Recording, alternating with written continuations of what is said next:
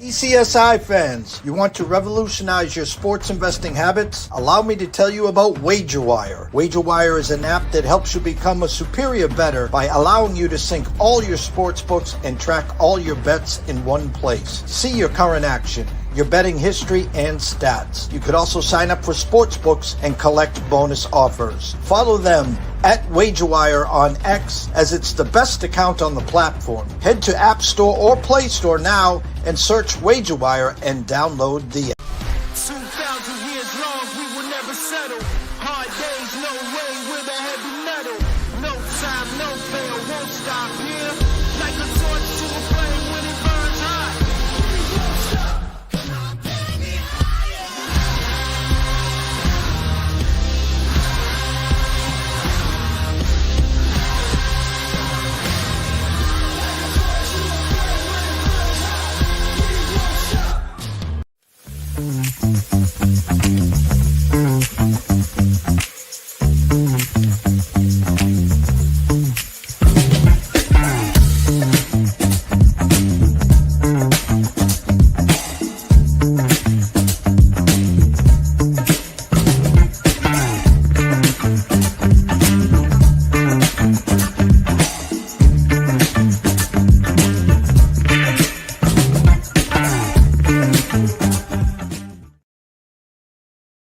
Good afternoon, sports fans from all above.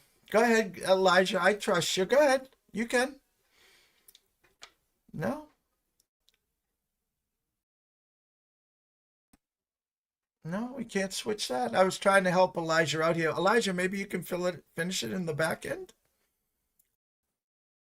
Otherwise, Lou will be Jeff and Jeff will be Lou today. There we go. Let's start over. Good afternoon, sports fans. It's Jeff Dawson here. Fight Night Fortunes, Thursday afternoon, 3 p.m. with our good friend and colleague, Mr. Lou Finicaro, back from MSG UFC 309. Make no bones about it, Jon Jones, the GOAT, and I still hear that shot. I can't even imagine. It sounded like a shotgun. I wouldn't have got up for days, weeks, probably would never have gotten up, but hail to the GOAT. Great win for Mr. Jon Jones there. Fight night, if you have to be an enthusiast today. If you're watching the fights, they'll be live at 3 a.m. Eastern. It'll be midnight back there with Lou, so those people will just be warming up in Vegas, Arizona. They'll be up late, and for us, we got to get up at 3 a.m. of course, in Macau, of course. So I will shut this phone off here. It's just been one of those days, guys, and I apologize. Shout out to our proud sponsor and partnerships. It's WagerWire. Head on over to Google Play, download the app. It is free. Atlanta Steaks and Seafood. Jump on over to Facebook's. Introduce yourself to Terry Smith. Head on over to atlantasteaksandseafood.com. Place an order today. Use the promo code STEAKS10. Get 10% off your whole order there. And Viva Tequila, Seltzer, CT Bets, Austin, who I met up with yesterday, the best in the business. The East Coast is Cuckoo for Coconut and a new flavor, and they teased us with a yellow can. I'm going to guess lemon will be here in December. So without further ado, apologies for the start, but here he is, Mr. Lou Finicaro. Jeff, how you doing? Great to be here. I just got to say, the yellow label to me says pineapple, especially if they're using that coconut on the East Coast and people like that. I'm going to guess pineapple over your lemon, and I'll bet you a handshake on it. The UFC's winding down. We have this card from Macau. Then we have two more, which is good. And then we start a whole new year. But we're raging. It's been a tough year, but we're raging here these last few cards. And so far, so good. We're going to keep it going here. You know, I have to applaud and give credit where it's due. I listen to your Sneak Teep podcast every Monday, and hats off, 2012 and 2 plus 8.4 units. And for most people outside looking in would say, I can do better than that. but they don't understand when the UFC is at 69.2% this year for favorites. Lou, that's a hell of a year. Well, I appreciate you saying that. Really, when you're a business person, nobody has access to your books, and they just expect you to pay your bills, and so you derive your own pride from your own numbers, and you are what your numbers say you are. So it's been a good year digitally. The Gamb Lou About Business podcast is just under zero right now with 3 events left in the year. We got some tricks up our sleeves, had a good week last week. So I'm planning on having a positive year. It's just not as positive as last year was, but I don't plan these things out. And I can tell you, I'm not going to change what I'm doing. I'm going to be in the way of some underdogs when they start to reappear. And at that point in time, maybe the correction will be such that I'm not as good as what my record indicates. Oh, wouldn't that be nice? Well, I have a couple questions before we dive into this weekend's card here. Sure. MSG, big weekend, obviously, big night in Madison Square Garden, the Mecca. You've talked at length, Dana White, the GOAT. I got late into the UFC. I've only seen bits and pieces, or I should say, flashes of Jon Jones. And I like to say certain guys out there are bad men. And I wish I was a part of the UFC when Jon was coming up and being the GOAT. He is the GOAT. I'm not taking anything away with it. Surprised with the fight itself. You knew Jon was going to win. He did win. Just as you would say, about business. He just took care of business. He did, but our position was the fight starts round 3 or the over. And he wasn't able to go saw Stipe down like he sawed Gane down. And we saw that fight pretty exactly, to be quite honest with you. Surely a Jon Jones win. It just took him a little longer to get after Stipe and break him down. Stipe's the greatest heavyweight before that Jon Jones fight. Now Jones gets to take that. That's why there was the allure to that fight. And I'm going to put this to rest. As you say, Dana White makes all the decisions. I don't know Jon Jones. I'm just telling you what I'm hearing through social media. I think if Jon Jones could go to Dana and say, here, I will fight Alex Pereira in 6 months, and if and when I win that fight, I will then fight Aspinall in December, drop the mic, win, lose, or draw, and call it a career. Am I crazy to think something like that, Lou? No, but you're crazy to think Dana's going to let Jon Jones dictate. Dana wants Aspinall, Jones wants Pereira. At this point in time, when there's a standoff, what happens? Does Jones go for the money and jeopardize potentially his potential standing with Rocky Marciano and Khabib Nurmagomedov, 2 guys that walked off with the 0 and were never defeated? Does he jeopardize that, or does he not?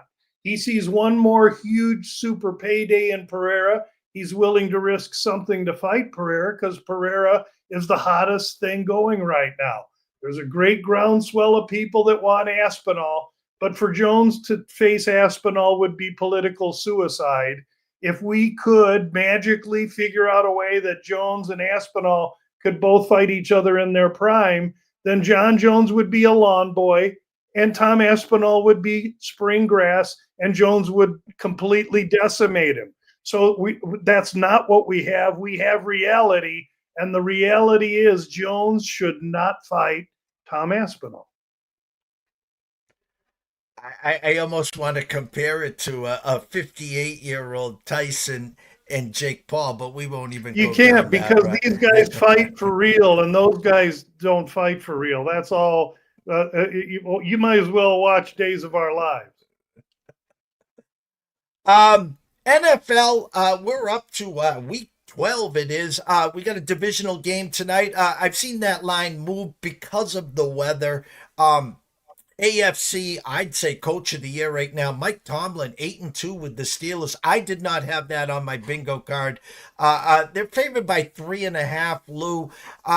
Is there any any interest in a divisional home dog with Jameis Winston tonight? Or you're just going to grab some popcorn and watch it? Yeah, I don't usually like to play the Thursday game, but I will say that some time ago, Gamb Lou clients are on under 40. So again, this time of the year, this ain't my first rodeo. I'm watching whether we have a 3-team teaser into Thanksgiving week already, mostly totals. So that's right. All the experts will tell you, oh, you never bet totals in the NFL. Okay. That's a bunch of horse manure. I'm making a living off doing it. And you say, oh, we're in week 12. Thank God we're in week 12. First 5 weeks were a struggle with my NFL. The last 5 have been great. But, here's what I'll give you on Pittsburgh and that division. Pittsburgh's been white hot. Tomlin is the coach of the year right now. However, after this game against the Browns, he'll go Bengals, Browns, and then from the Browns on December 8th to week 17 on the 25th, the Pittsburgh Steelers will play 4 games in 17 days. So the meat and the toughness of their schedules coming right now, they have 2 games against the Ravens. This division is not locked up. You can get the Ravens in the division at plus 160.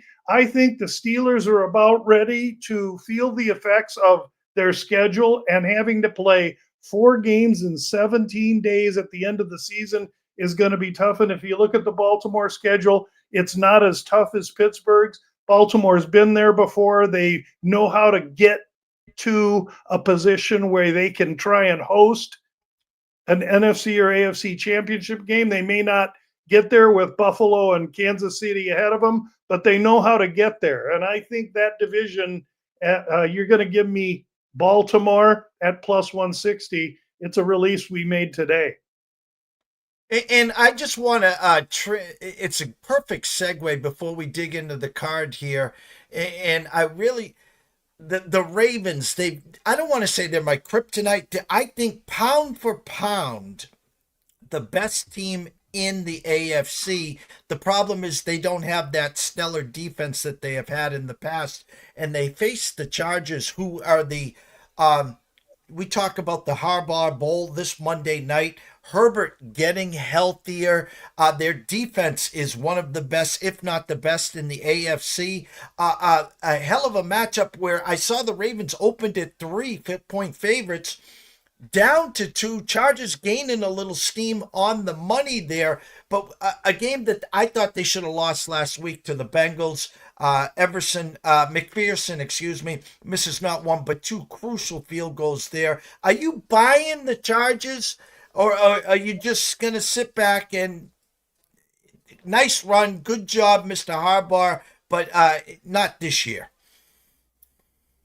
Well, it's Harbaugh against Harbaugh, so each guy wants an 11-9 game. So neither guy going to run it up on the other guy. As far as the Chargers are concerned, in their last 6 games, 5 on the road.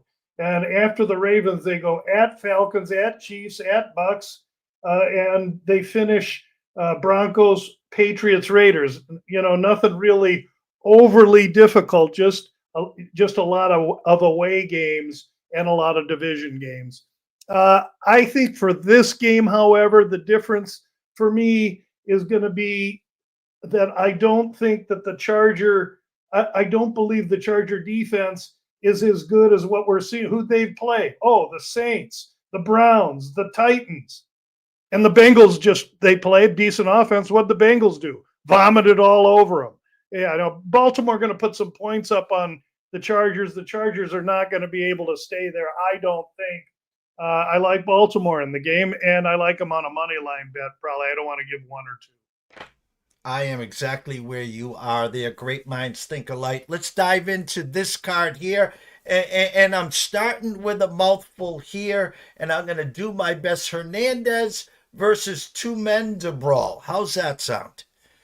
Tumen Dembele versus Hernandez. And the basic story of this fight is Tumen Dembele comes from road to the UFC. This is his debut fight. He's a Mongolian fighter, so he's from the area. He'll have the crowd. His family will be there, the whole bit. He's going to be younger by 5 years, have a little reach advantage. And Carlos Hernandez, his American foe, comes with UFC experience. He's been in the organization, and I think that's a big difference here. Tumen Dembarel came the actual favorite at the beginning of the fight and at the beginning of the week, minus 125. Now he's a plus 160 or so. Hernandez minus 200-ish. I understand that that's the way the line has gone. That makes sense. But I can't bet Carlos Hernandez as a minus 200 favorite against anyone. This fight, like a lot on the card, is really watch and learn. There's 14 fights on the card. 4 are road to the UFC finals. You remove those, that leaves us 10. Of those 10, there's 4 bettable fights on this card. I really wouldn't use this one unless I was going to use a small amount on Hernandez via some kind of a front leg of a parlay.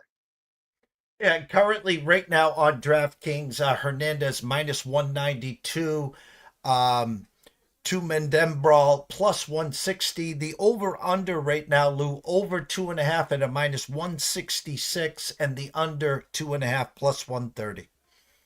Decision. This fight goes, it's 2 small 125ers in a huge cage. This goes to Hernandez has no power, and I think Tumen Dembarel, if he gets to decision, will consider it a win. Second fight on the card. Let me get down there. Song versus Salikov. Salikov. Now we're getting into the actual Thanksgiving meat. We're getting into the white meat here. These next fights these are the actionable fights. These are all on the main card. And what do you have? But you have a Chinese fighter and Kannon Song, who's fighting Muslim Salikov, a Russian. And as much as Brazil and Russia hate each other in the fight game, in real world, China and Russia despise one another. This is a perfectly made match. It's going to be in China, so the Russian comes in. The Russian's tough as old leather. He's durable as he can be. He's been in against the best, but he's 40, and he has been touched up a little bit. His quickness isn't there, but his toughness remains. Kannon Song is 34 years old, taller, longer, faster, but very, very inconsistent. If Song can't win this fight in front of his home country, giving the best effort that he can, they set him up for success here, then I think he's in big, big trouble. Both guys probably fighting for their UFC lives. And so in a fight that's lined pretty close, Song's a $160 or so underdog. But more importantly, on that total 2.5 over minus 160, this thing probably goes to a decision. And if I've got the Chinese fighter in a close decision against the most hated rival Russian, I'll take that Chinese fighter. Currently, right now on DraftKings, Salikov minus 185, Song plus 154, over 2.5 minus 145, under 2.5 plus 144. Yeah, sounds like, excuse me. There might be some Salikov love, maybe some Salikov inside the distance love. That's probably how he tries to win. I don't think he's going to get there. Shout out to Mr. Slim Shady himself talking about that fight as well there. Third fight on the card for you, Z Onin versus Ricci. Yan Xiaonan and Ricci. Yan Xiaonan just got done fighting the champion of the division, another Chinese fighter, Weili Zhang, who's a killer. And she went to decision with her, and she wins more than loses in that fight. I thought it was a step up for her, but she showed well in the fight. She fights a gal named Ricci, who's as cute as a button, but dangerous as she can be. A Brazilian jiu-jitsu, doesn't want to strike because she's so short and giving away so much reach. She wants to get in close and try and find a neck or an arm on the Chinese fighter. I think Jan is just too big, too strong. I mean, if you're looking at a fight, we're going to side with Jan because she's structurally bigger, longer, taller, been in with better, has good striking, and I think it's going to be tough for the smaller girl to take her down. If we're looking at getting our sons set up on a date, then it's Ricci because she's as cute as a button, has a vivacious personality, and she knows she's getting shipped across the country, across the globe to show up there and put on a show. She's going to try and upset the apple cart, but I think that the local girl and the Chinese Yan will just have too much for her. Shady wants to know, curious how you bet this, Lou. Would it be by decision? Would it be by decision? Would you ask me the question again? I'm sorry. Shady wants to know, curious how you would bet this. Would it be by decision? Oh, yes, it would be. I don't think she can finish, Ricci. We have, I'll tell you right now, and you can take this. This has been released. We took Xiaonan in a parlay, and if you have DraftKings, Rachmanov fights in a week or two. He's fighting Ian Gary. We took Xiaonan to Rachmanov, and we're getting a plus 111 there. So that's how we took it. I try not to get too specific. As soon as I say that a guy's going to submit the other guy, he knocks him out. As soon as I say it's by decision, he knocks him out, or I say he's going to knock him out, then they go decision. So I tend to be very conservative. I tend to play sides and totals. I will play a fight may go to a decision or a split decision a little bit, but it's maybe 15% of my portfolio. Good question. In the main event here tonight, let me just pull it up. Jan versus You mean Saturday morning? Yes. And it's early morning. Jan versus Ricci. Right now, Jan minus 198. You can get Ricci plus 164. I'm sorry, Jan versus Figueiredo. Right now, Jan minus 305. Figueiredo plus 245. Over 4.5 currently right now is at a minus 188. Yeah, Figueiredo is the Brazilian fighter, and he was the champion at 125 for some years. And he was the champion there because he was really 135er that would cut drastic amounts of weight to fight smaller guys where he knew he could knock them out because he's a power-based fighter, though he has great Brazilian jiu-jitsu. Now he's forced at an older age, he's 36, to fight up into the 135s because those weight cuts kill him and he can't fight and compete that low. So he has to fight guys his own size, and in 3 attempts so far against moderate competition, but stepped up each time, he's won. So he's won 3 times at the division, has momentum. The UFC's given him a number 5 ranking. I believe he's more like number 9. And so now they give him Peter Yan. Peter Yan is a dangerous Russian, very equipped mixed martial artist. He has it all. He can be taken down. We've seen that, but he gets right up. He's got great boxing. He's very aggressive, really a pressure fighter. And he's always a little pit bull backed into a corner because everybody in the division's bigger than him. But lo and behold, in this fight, he's going to be the taller man, the bigger man, the longer man. And if Figueiredo can't get him down or against the fence and get on top, it's going to be tough. And if Jan, and I believe Jan is going to box him up for a round, suck some of the wind out of him, take him into the 2nd and 3rd round. I really like Jan. I hate his price because it's an accurate depiction of how I see this fight. I think there's some people that might try Figueiredo, but all he's got is a submission chance, in my opinion. I think this is a really, really opportune fight for Jan to show what he's got, and he may even finish Figueiredo. How do you watch the fights this weekend? Do you just you pull the all-nighter, or how do you end up doing this? Pardon me. No, I don't pull the all-nighter. Those 3 actionable fights are probably my only bets. And so I'll wake up at 3 or 4 in the morning. I mean, I walk my dog at 4:45 every morning. So to wake up at 3 or 4 is no big deal. So the next question is, well, what the hell time you go, you East Coast people, what time you go to bed? I go to bed really early in the West Coast, so that's the way it works. But I'm a morning person, so my issue will be is that whatever fight's on at 5:15 is the one I'm going to see, because at 5:01 I'm going to be at the Starbucks getting a latte. Then I'll race home to watch the fights and see if I can see maybe the last 3 or 4 fights.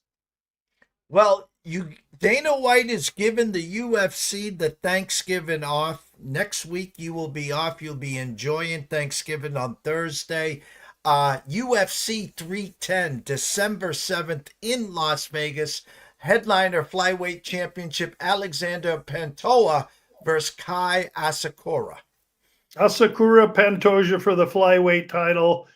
Interesting fight. Asakura is a debuter and going to step right into a title fight. He adds blood to the division. He's a big kid. I don't know much about him yet, but I'll know by next Thursday this time. I'll know a lot more about him I do now.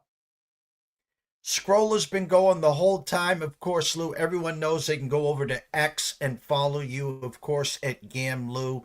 Mondays, the Sneak Teep podcast. Fridays, after the weigh-ins, the Bout Business podcast. But as we always do, we hand it over to you to tell everyone where they can find your work and your website. Well, today what I'd just like to talk about is the gamblou.com website. If you go there on the top of the webpage, there's a band that talks about everything I do, testimonials, NFL consulting, Bout Business podcast, all of that pertaining to the business that is sports investment. But on the far right corner, there's a San Xavier Mission tab. San Xavier Mission's the oldest mission in the country. It's located south of Tucson, Arizona. I was a U of A, Arizona graduate. So that mission became close to me through my college years.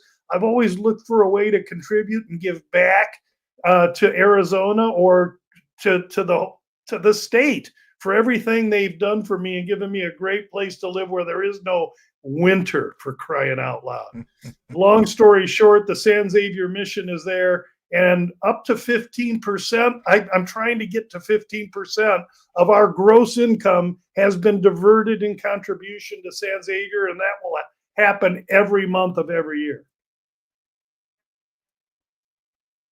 Well, we can't thank you enough. We want you to go enjoy your Thanksgiving. But first, of course, enjoy the fights early, or I should say late for you, early for me back east, Lou. We look forward to seeing you in 2 Thursdays from now. Shout out to Shady. Thank you so much as always. Lou, have a blessed Thanksgiving, and we'll catch up with you soon. Thanks, guys. Happy Thanksgiving, everybody. Elijah, quick commercial break, and we'll wrap it up. 2,000 years long, we will never settle. Hard days, no way, with a heavy metal. No time, no fail, won't stop here. Like a torch to a flame when it burns hot. Won't stop.